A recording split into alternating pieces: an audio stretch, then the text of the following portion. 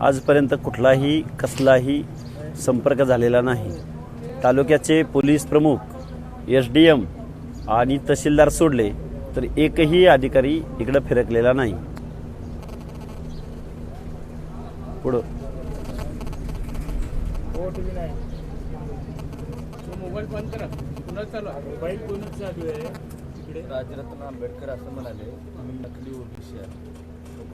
मी राजरत्न आंबेडकरांना ओळखत नाही। आम्ही ओळखतो श्रद्धेय बाळासाहेब आंबेडकरांना, आम्ही ओळखतो रामदास आठवलेंना, आम्ही ओळखतो RPIच्या अनेक गटांना, जोगेंद्र कवाडेजींना। आम्ही कोण आहेत राजरत्न आंबेडकर? ज्या बाबासाहेबांनी इथला सामाजिक न्यायाच्या गोष्टीसाठी ज्यांना या सगळ्यांच्या मुळाशी जे बाबासाहेब आंबेडकर आहेत त्यांना आम्ही ओळखतो। राजरत्नांना आम्ही ओळखत नाही। जरांगेंची मागणी संवैधानिक आहे, ओबीसीचं आरक्षण जाणार नाही असं देखील राजरत्न कसं होत नाही सांगावं, त्यांनी यावं आमने सामने डिबेटला तुमच्या मीडियाच्या समोर। माझी तयारी आहे। राजरत्नाला माझी विनंती आहे, कोण राजरत्नच ना, कोण माणूस आहे, कुठे राहतात हे, त्यांना एकदा माझ्यासमोर डिबेटला घेऊन या। माझी तयारी आहे डिबेट करायची। कसा ओबीसी आरक्षणाला धक्का पोचत नाही तेच मला त्यांनी सांगावं, कारण मुख्यमंत्री थकलेत, शरद पवार थकलेत, सगळे थकलेत। धक्का लागत नाही म्हणून सगळेच नेते म्हणतात की धक्का लागत नाही। कसा लागत नाही तेवढं मला डिबेटला कुणीही कधीही केव्हाही यावं। राजरत्नांचं वाक्य काहीसं आंबेडकरांच्या विचाराच्या विरोधात आहे का? निश्चित आंबेडकर नाव लावू नका। तुम्हाला आमदार खासदार व्हायचं असेल, टोळीचं प्रमुख व्हायचं असेल, इथल्या ओबीसींना दीनदलितांच्या सामाजिक न्यायाच्या हक्काच्या विरोधात भूमिका घ्यायची असेल तर राजरत्न आंबेडकर यांनी नाव बदलावं। हे अपेक्षित नाहीये। श्रद्धेय बाळासाहेब आंबेडकरांचं नॉलेज आणि त्यांची भूमिका एकदा दोनदा तीनदा ऐकावी। सुरुवातीपासून तुमचं उपोषण आम्ही बघतोय, तुम्हाला विचारवंत म्हणून संबोधलं जायचं, मात्र काल तुम्ही छत्रपती संभाजीराजे भोसले यांना खालच्या पातळीच्या भाषेत बोलला, एकेरी भाषेत। एकेरी भाषा म्हणजे काय? एकेरी भाषा म्हणजे मिस्टर संभाजी भोसले एवढंच बोललो ना,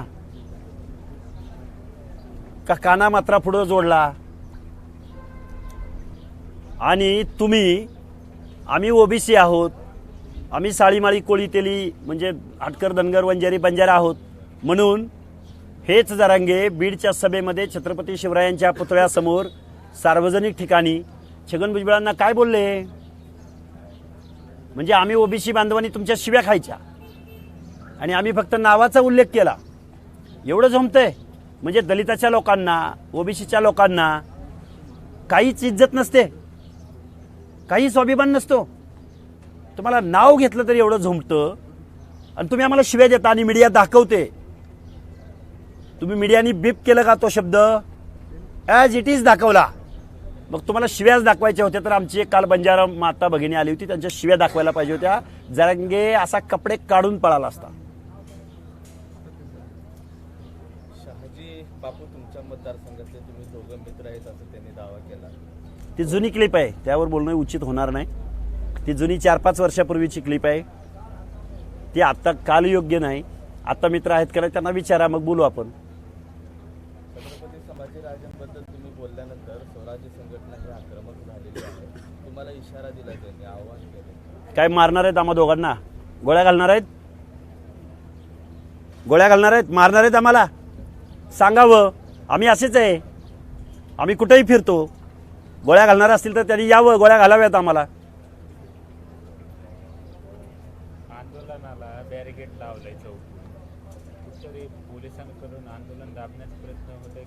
आता आम्हाला बाहेरची परिस्थिती माहिती नाही, पण बॅरिकेड लावणं आता त्यांचा प्रशासनाचा काय उद्देश आहे माहिती नाही, पण बॅरिकेड लावणारे प्रशासनाचे प्रमुख कोण आहेत? एकनाथराव शिंदेच आहेत। तो म्हणतो आंतरवली सराटीचा रस्ता अडवलाय, कोण म्हणतो? जरांगे। कुणी अडवलाय? मुख्यमंत्र्यांनीच अडवलंय ना। मग मुख्यमंत्र्यांना बोललं पाहिजे जरांगेनी, आम्ही अडवला का तिथं जाऊन?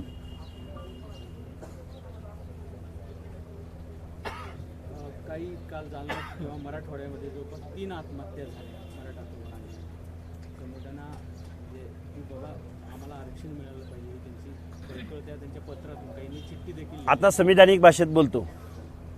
ज्या माझ्या मराठा बांधवांनी आत्महत्या केलेल्या आहेत त्या गैरसमजातून आणि एका भुरट्या नेत्याच्या नादाला लागून त्या मुलांच्या मनामध्ये असा गैरसमज झालाय की ओबीसीच्या आंदोलनामुळे आपल्यावर ही परिस्थिती आली.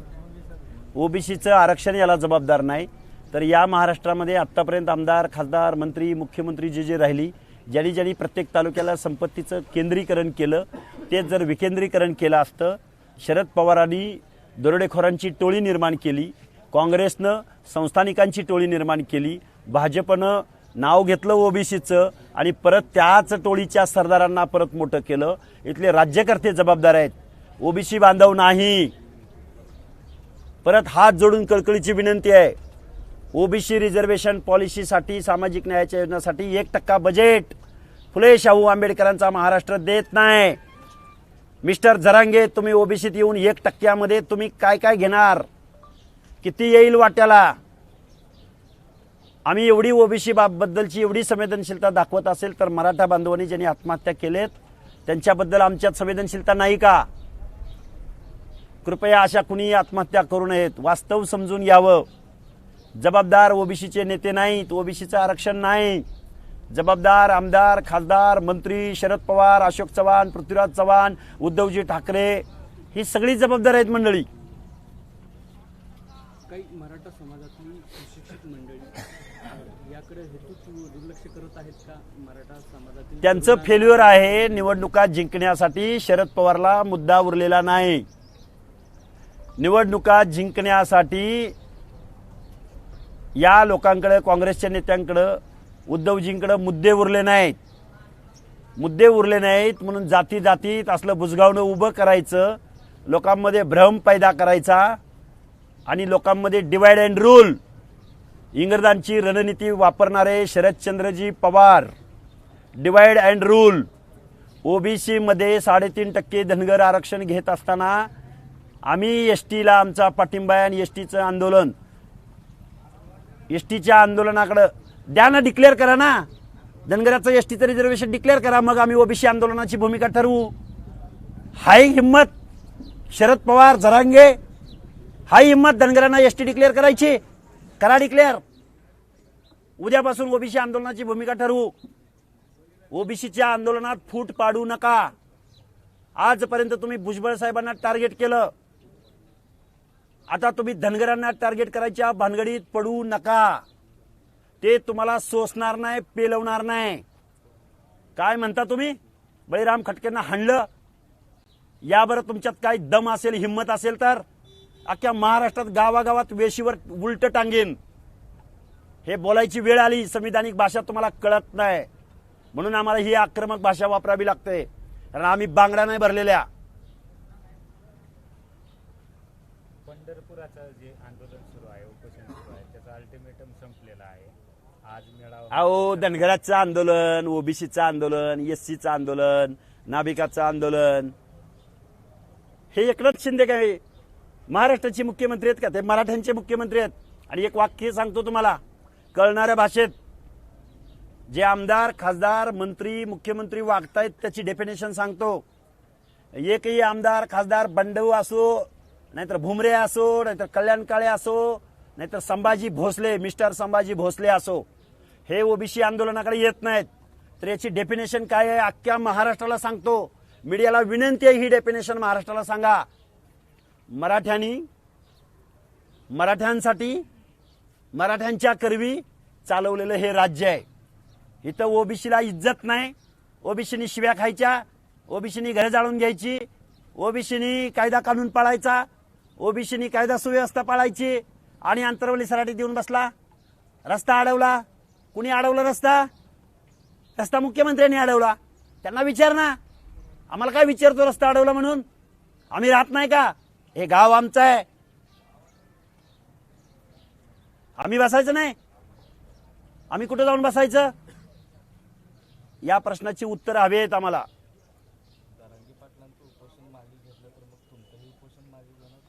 आम्हाला शासनानं अस्वस्थ केलं पाहिजे.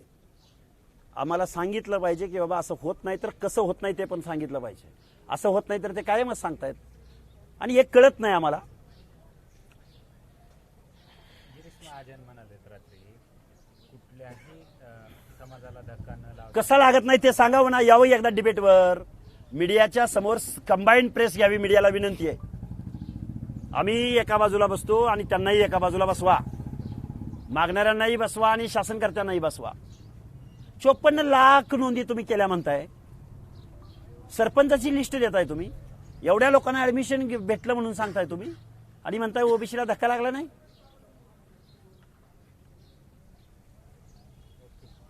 बाबा हा, फुलंब्रीमध्ये काही मराठा बांधवांनी तहसीलदारांची पुढची पेटवून दिली आहे. हे बघा, कायदा चॅलेंज करणं, दंगल घडवून आणणं, दहशत निर्माण करणं, शिवीगाळ करणं हा यांचा इतिहास आहे. ओबीसींचा आहे काय असा इतिहास? आणि आम्ही दहशत निर्माण केली. काय दहशत निर्माण केली? कायदा सुद्धा मान्य नाही यांना, संविधान मान्य नाही. कायदा बघून घेईल. एकीकडे ओबीसी आरक्षण बचावासाठी आंदोलन होत आहे, तर दुसरीकडे कालपासून राज्यामध्ये धनगर बांधव म्हणतात की आम्हाला एसटी प्रवर्गातून आरक्षण द्या. असू शकतं ना, पण एकत्र पण बंद झालेत ना. पण त्याच धनगरांचं आत्ता अंगावरची तुम्हाला सूटबूट मिळणार आहे, हे गाजर दाखवून अंगावरची अंडरपॅन्ट बनियन काढून घ्यायची आहे का?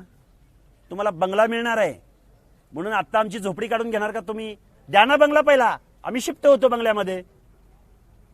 मग धनगरच नाही त्यामध्ये धोबी आहे, त्यामध्ये बंजारा आहे, अनेक विजयंती मधल्या अनेक जाती आहेत, कैकाडी आहे, पारधी आहे, कडक लक्ष्मीवाला आहे.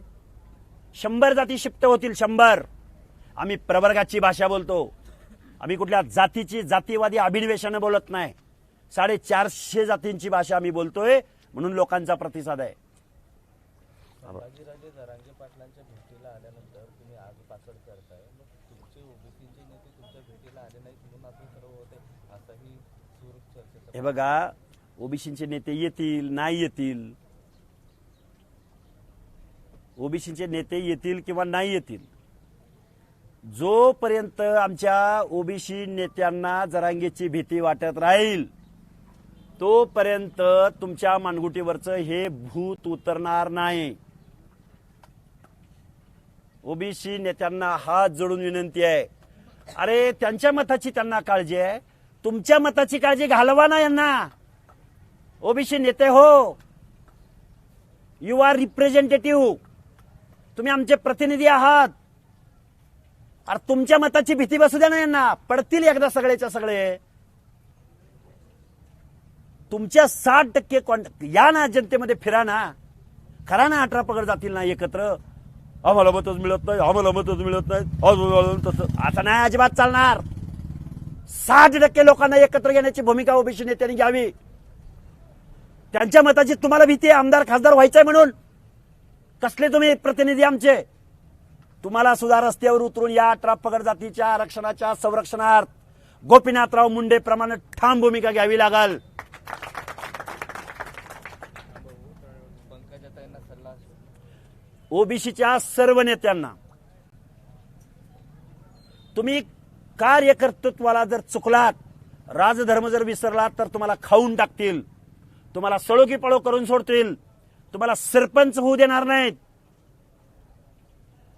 तुम्ही गावगाड्यातल्या 18 पगड जातीच्या लोकांची मोठ बांधा. आम्ही तर जीव हातामध्ये घेतलाय, आम्हाला कधी इथून जाताना कधी कोण मारून जाईल आम्हाला माहिती नाही.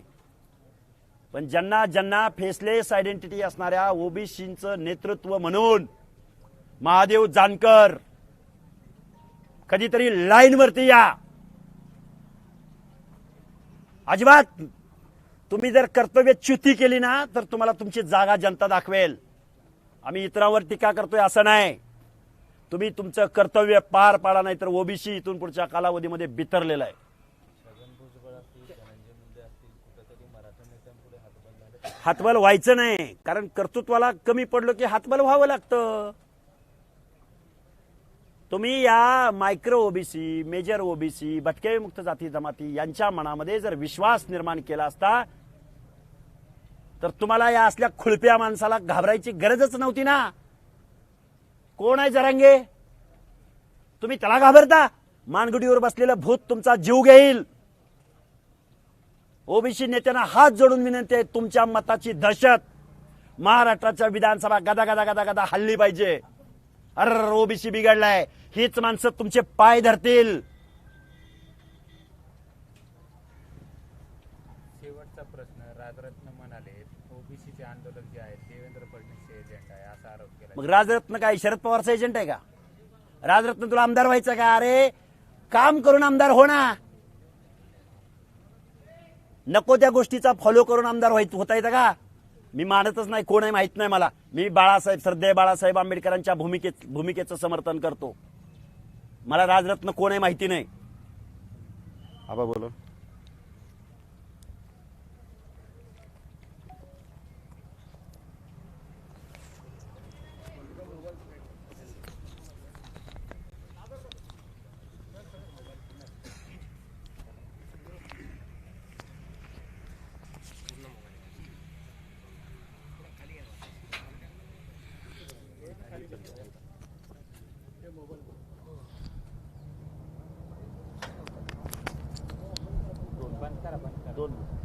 दोन मिनिटं सेटअप होईपर्यंत राहू द्या, राहू द्या.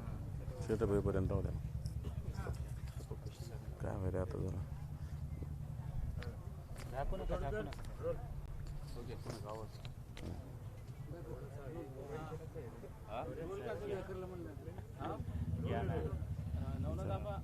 काय सांगायला जरांगे पाटील यांचा उपोषणाचा 8वा दिवस आहे. त्यांची तब्येत जी आहे ती काल खालवली होती, त्यांना भोवळ सुद्धा आली होती. तुम्ही म्हणता खालावली. सलाईन घेतल्यानं चार सलाईन घेतल्या त्यांनी 2 दिवसापूर्वी. तब्येत कशी खालावल?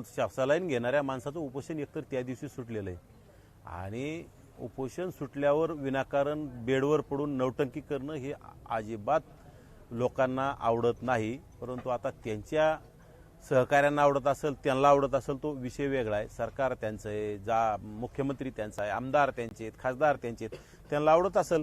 परंतु संविधानानुसार एकदा सलाईन घेतलं की उपोषण संपलेलं असतं. एक जरी घेतली तरी संपतं. आता यांनी 4 घेतल्यात. मग बघा तुमच्या उपोषणात शेवट काय राहणार आता? आमच्या उपोषणाचं काय शेवट आहे? आमच्या उपोषणाला हैदराबाद गॅजेट आम्ही लागू करणार नाहीत. आम्हाला असं लेखी स्वरूपात आश्वासन दिलं पाहिजे. या 57 लाख आम्ही म्हणतो, परंतु जरांगेनं स्वतः सांगितलं की 1.5 कोटी म्हणजे प्रमाणपत्र वाटप करण्यात आलेत. म्हणजे बोगस नोंदीमार्फत तुम्ही प्रमाणपत्र वाटप करता, याच्यासाठी तुम्ही चौकशी लावू म्हटले होते. त्याच्यासाठी सुद्धा काहीच केलेलं नाही. त्यासाठी सुद्धा आम्ही हे रद्द करू असं आम्हाला आश्वासित केलं पाहिजे. यासाठी जोपर्यंत आम्हाला कुठेतरी ठोस असा निर्णय मिळत नाही, लेखी स्वरूपात निर्णय मिळत नाही, तोपर्यंत आम्हाला उपोषण करावंच लागेल ना. आमच्या अस्तित्वाचा प्रश्न आहे, आमच्या भाकरीचा प्रश्न आहे. आज आमच्या ताटातली भाकर जर कोणी हिसकावून घेत असेल तर आम्हाला संघर्ष करावा लागेल. आम्ही मेलो तरी बेहतर. आमच्या प्राणांची आम्ही आहुती देण्यासाठीच इथं बसलेलो आहोत. समाज आमचा गरीब आहे. 18 पगड जातीतील 12 बलुतेदार, 18 लुतेदार, गावगाड्यात काय परिस्थिती आहे आपणा सर्वांना सुद्धा माहीत आहे की ओबीसी समाजाचा किती ओबीसी समाजावर अन्याय होतोय. आणि गेल्या 1 वर्षापासून तर या राज्यामध्ये झुंडशाहीनं अनेक गोरगरीब समाजावर हल्ले करण्याचं काम केलं. माझ्या सुतार समाज, न्हावी समाज, कुंभार समाज, लोहार समाज, अशा सोनार समाज, अशा छोट्या छोट्या समाजाला दबाव टाकून मारहाण करण्याचं काम आणि त्यांची म्हणजे जाळपोळ करण्याचं काम या राज्यामध्ये अत्यंत दहशतीचं वातावरण निर्माण करण्याचं काम झालं होतं. परंतु आता हे सर्व समाज एकत्र आलेत. त्यामुळं येणाऱ्या काळात आम्ही ठरवलंय मेलो तरी चालेल, परंतु आता येणाऱ्या काळात जशाच तसं उत्तर देणार आहोत. आणि सरकारला जर उपोषणाची भाषाच कळत असेल तर उपोषणाने उत्तर देत आहोत. आणि सरकार जर मागण्या जोपर्यंत मानत नाही तोपर्यंत आम्ही उपोषण करणार आहोत. तुमच्या आंदोलनाला बॅरिकेड लावले चौकून, उपोषण कुठतरी दाबण्याचा प्रयत्न होत आहे का? असू शकतं ना. या जातीवादी मुख्यमंत्री आणि गुटखा खाऊ शंभूराज देसाईचं हे षडयंत्र असू शकतं. जर तुम्ही शंभूराज देसाई जरांगीच्या म्हणण्यावर रात्रीच रस्ते सुरू करता, बंद करता, हे तुमचा विषय आहे. त्यांनी जाणीवपूर्वक केलेलं सुद्धा असू शकतं. कारण की कुठंतरी आमच्या लोकांमध्ये दहशत निर्माण होईल. एक 18 पगड जातीतील गरीब समाज, याला पोलीस प्रशासनाची आजपर्यंत संबंध येत नाही. त्यांना भीती वाटते. कष्ट करणारा समाज आहे. पोलीस म्हटलं की त्यांना भीती वाटते. म्हणजे इथं आमच्या पुढं जाणीवपूर्वक बॅरिगेट लावायचे, पोलीस यंत्रणा जास्त प्रमाणात उभा करायची, रस्ते अडवायचे, हे जाणीवपूर्वक केलेलं असू शकतं. आमचं प्रशासनावर आमचा विश्वास आहे. परंतु प्रशासनावर जर दबाव येत असेल आणि प्रशासनाला जर दाबण्याचा प्रयत्न होत असेल तर त्यामध्ये शक्यता नाकारता येत नाही. आता जरांगेंचं उपोषणाचा 8वा दिवस आहे, ससाण्यांच्या उपोषणाचा 7वा दिवस आहे, तुमच्या उपोषणाचा 6वा दिवस आहे. याच्या आधी सगळ्या लोकांनी, सगळ्या महाराष्ट्राने पाहिलं की उपोषण सुरू झाल्यानंतर संकटमोचक म्हणून ओळखले जाणारे गिरीश महाजन, त्यानंतर शंभूराज देसाई असतील, भुमरे असतील, तुमच्या उपोषणाच्या सोडण्यासाठी आलेल्या पंकजाताई असतील, धनुभाऊ असतील, गोपीचंद पडळकर असतील, हे सगळे लोक यावेळेस कुठेच दिसत नाही आहे. म्हणजे सरकारमध्ये काही कन्फ्युजन आहे का? हे सगळे सरकारमधलेच लोक आहेत. हे काय आहे, सध्या निवडणुका अति जवळ आलेल्या आहेत आणि निवडणुका आणि यांना सर्वांना टार्गेट, जरांगे नावाचा छेपरी माणूस यांना सर्वांना टार्गेट करत आहे आणि हे कुठतरी त्याच्या दबावाला बळी पडलेत की काय, परंतु त्यांनी यांच्या दबावाला आता येणाऱ्या काळात बळी, इथं यायचं नाही यायचं तो त्यांचा विषय आहे.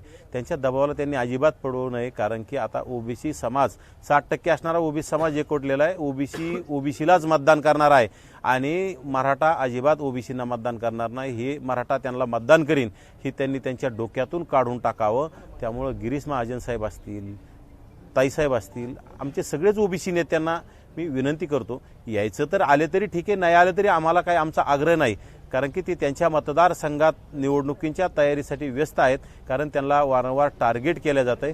त्यामुळे ते येऊ शकत नसतील, आम्हाला काही प्रॉब्लेम नाही त्याचा. नाही, मग म्हणजे उपोषणाकडे दुर्लक्ष आहे का त्यांचं? नाही, दुर्लक्ष म्हणता येत नाही ना, त्यांचं लक्ष आहेच ना, ते बघत असतील, मीडियाकडून बघत असतील आणि नक्कीच त्यांचा, जरी ते इथं नाही आले तर त्यांचा पाठिंबा आहेच की आम्हाला. आंतरवली सराटीमध्ये 2 उपोषणं सुरू आहे, पंढरपूरमध्ये एक आहे. कुठंतरी या उपोषणाअंतर्गत ओबीसी नेत्यांचं, ओबीसीचं विभाजन होते. हे विभाजन व्हायचा काय संबंध? हे बघा, आमच्या अंगावर जे कपडे आहेत, आम्हाला उद्या जर सूट घालायचं असेल तर मग आता कपडे काढून फेकून द्यायचे आणि सूटकडे पळायचं का? हे कपडे घालूनच जावं लागेल ना सूट घ्यायला, कपडे असतानाच सूट घ्यायला जावं लागेल ना. एस टीसाठी जी मागणी आहे, जे पंढरपूरमधून आंदोलन सुरू आहे, ते आंदोलन करण्याचा आमच्या बांधवांना अधिकार आहे. आता ते सूट मिळेल ना मिळेल तो उद्याचा प्रश्न आहे, परंतु सूट मिळण्याच्या अगोदरच कपडे काढून फेकायचे आणि कपडे फेकून दिल्याच्या नंतर जर उद्या सूट नाही मिळालं तर काय उघडं राहायचं का? भोंगळं राहायचं का? त्यामुळं प्रत्येकाला ज्याचा त्याचा अधिकार मागण्याचा अधिकार आहे. अगोदर आम्ही ओबीसी आहोत, धनगर असेल, वंजारी असेल, बंजारा असेल, माळी असेल, तेली असेल, तांबोळी असेल, सुतार, सोनार, ह्या 18 पगड जातीतील 400पेक्षा जास्त असणाऱ्या जाती आम्ही अगोदर ओबीसी आहोत.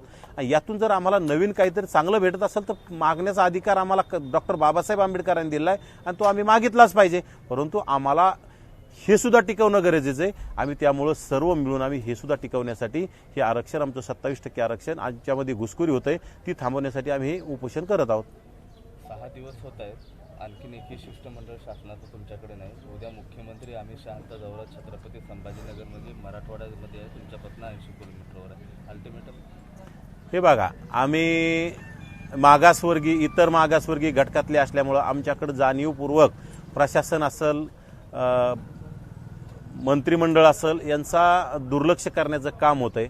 कारण ह्या भागातले लोकसभेचे प्रतिनिधी असतील, मराठवाड्यातले 2-4 प्रतिनिधी जरांगेंना जाऊन भेटतात आणि त्यांना लाजा वाटल्या पाहिजे. त्यांना ओबीसीनं सुद्धा ठीक आहे कमी प्रमाणात केलं असेल, परंतु काही ओबीसीनं तर त्यांना मतदान केलंय ना, परंतु त्यांच्या मताची कुठंतरी उपकार म्हणून त्यांनी इथं येणं गरजेचं होतं.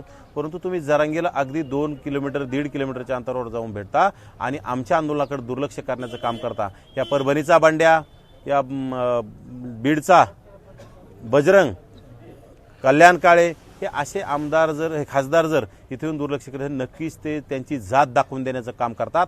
आणि आमच्या ओबीसी समाज बांधवांना सुद्धा आमचं नम्र आवाहन आहे, कारण की यांनी यांची जात दाखवली, आपण येणाऱ्या विधानसभेमध्ये आपली जात यांना नक्की दाखवावी. आपलं कोण, परक कोण, मित्र कोण, शत्रू कोण हे आपण ओळखावा आणि जशाच तसं उत्तर देण्याचं आपण ठरवावं. आता आरक्षणाचे मुद्दे बाजूला सोडून कुठेतरी हे राजकीय सूर सुरू आहे, निवडणुका डोळ्यासमोर. हे बघा, आरक्षणाच्या मुद्द्यासाठीच आम्ही 13 जून रोजी उपोषणाला बसलो होतो. त्या मागण्यात आम्हाला आश्वासित केलं होतं, ते अद्याप ते आश्वासन त्यांनी पूर्ण केलेलं नाही. आणि नोंदी रद्द करण्याचा तर विषय सोडाच, परंतु नोंदी वाटपाचं काम रातोरात सुरूच आहे. आणि त्यावेळी आम्ही कुठंही राजकारणाची भाषा बोलत नव्हतो, आमचा हेतू सुद्धा नव्हता आणि आम्हाला बोलायचं पण नव्हतं. परंतु तुम्ही जर आमच्या मागणे मान्य करत नसेल, आम्ही 10-10 दिवस उपाशी राहून, लाखो लोक आमच्या समर्थनार्थ येऊन जर आमच्या मागण्या मान्य करत नसाल तर आम्हाला येणाऱ्या काळात आमच्या समाजात आमच्यासोबत आहे. आम्हाला काही दोघांनाही निवडणुका लढवायच्या नाहीत, आम्हाला काही आमदार व्हायचं नाही. आमच्या समाजाचं अस्तित्व टिकवण्यासाठी आम्ही लढत आहोत. आम्ही गरिबांची लेकरं आहोत, आम्ही मेंढपाळांची लेकरं आहोत, आम्ही शेतकऱ्यांची लेकरं आहोत. त्यामुळं आम्ही ठरवलंय आमचा ओबीसी समाज सभागृहात गेला पाहिजे, आपले प्रश्न आपणच मांडले पाहिजे, परका जर मांडत नसेल तर आपला माणूस सभागृहात गेला पाहिजे. त्यासाठी आम्ही हा लढा देत आहोत आणि हा लढा नक्कीच आता राजकीय वळण घेणार आहे. आम्ही ठरवलंय ज्यांनी ज्यांनी जरांगेंना भेट दिली, ज्यांनी ज्यांनी जरांगेंना पाठिंब्याचे पत्र दिले, तेही ओबीसीतून आरक्षण मिळावं असे पाठिंब्याचे पत्र दिले, अशा सर्वच आमदारांना घराचा रस्ता दाखवण्याचं आम्ही ठरवलंय. आमच्या ओबीसीच्या छोट्या छोट्या गटकांनी, मोठ्या मोठ्या गटकांनी सर्वांनी ठरवले. त्यामुळं हे जातीवादी आमदार जेवढे असतील हे सर्व घराचा यांना घरी गेल्याशिवाय पर्याय नाही. खासदार कल्याण काळे यांनी धनगर आरक्षणासंदर्भात मुख्यमंत्र्यांना पत्र दिलेलं आहे आणि धनगर समाजाला एससी प्रवर्गातून आरक्षण द्यावयाची मागणी केली. हे नौटंकी आहेत, जे डिवायडेशन करण्यासारखी नाटकं करतात, हे निव्वळ चाभरे प्रतिनिधी आहेत. ह्या आमच्या मतदारसंघाचा प्रतिनिधी असेल, त्यांनी सुद्धा आमच्या धनगर रास्ता रोकोला जाऊन पाठिंबा दिला. तो तर इतका नौटंकी आणि रंगबदलू सरडा आहे, कारण त्यांनी कुठंतरी आमच्यामध्ये फूट पाडण्याची प्रयत्न आहे. परंतु आमचा धनगर समाजाला कळतंय, ओबीसी समाजाला कळतंय, धनगर समाजाला सुद्धा कळतंय. आणि नक्कीच आम्ही कुठं नाही म्हणतो, आमच्या धनगर समाजाला जर एसटीचं आरक्षण मिळालं तर आमची चांगली गोष्ट आहे ना. आमच्या बांधवांना साध्या कपड्यावरून जर सूट मिळत असेल तर आम्ही त्याचं स्वागत करू, आम्हाला आनंदच होणार आहे. परंतु हे जे लोकप्रतिनिधी आहेत हे निव्वळ नौटंकी आहेत. म्हणजे तुमच्या ताटातलं काढून घ्यायचं आणि उद्या मिळेल का नाही मिळेल त्याच्यासाठी पाठिंबा द्यायचा. जे मिळण्याची शक्यता कमी आहे अशा याला मागणीला पाठिंबा द्यायचा आणि जे तुमचं हक्काचं आहे ते तुमच्या खिशातलं काढून घ्यायचं आणि वेगळं काहीतरी तुमचं दिशाभूल करण्याचं काम करायचं. हे यांनी चाभऱ्या लोकांनी बंद करावं. तुम्हाला समाज ओळखतोय, तुमची नौटंकी ओळखतोय. तुमच्या मागं आता ओबीसी समाज राहिला नाही म्हणून तुम्ही लोकांच्या मागं पळण्याचं काम करतात. तुम्हाला एकट्या गाड्या घेऊन फिरावं लागतंय. तुमच्या गाडीत सुद्धा माणसं बसायला लाजायला लागलीत. ओबीसी तुमच्या जवळ यायला सुद्धा आता लाजत आहेत. त्यामुळे तुम्ही आता नौटंकी बंद करावी आणि तुम्ही आता घरी जाण्यासाठी सज्ज राहावं.